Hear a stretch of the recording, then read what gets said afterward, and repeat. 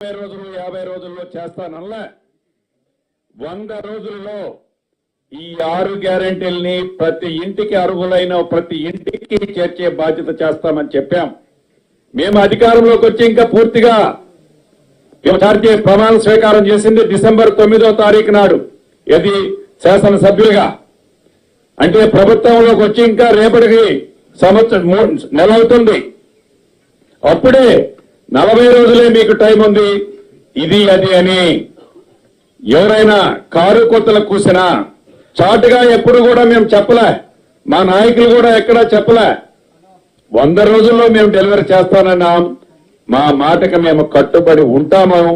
Media మిత్రులు కూడా దీన్ని గమనించాలని మీడియా మిత్రులు కూడా ఈ వేదిక ద్వారా తెలియజేస్తున్నారు.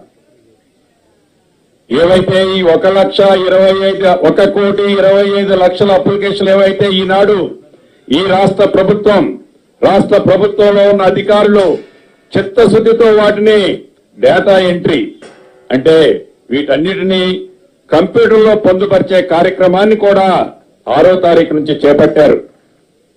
యుద్ధ ప్రాతిపదిక మీద ఏదో కాంట్రాక్ట్ బేసిస్ లోనో ఇతరత్రులో ఉన్న డేటా ఎంట్రీ ఆపరేటర్లే కాకుండా బయట నుంచి హైర్ చేసి యుద్ధ ప్రాతిపదిక మీద వీటిని క్రోడీకరించాలి అంటే ఇట్ టేక్స్ నియర్లీ ఈ నెల 25వ తారీఖు దాకా పట్టేటట్టుంది.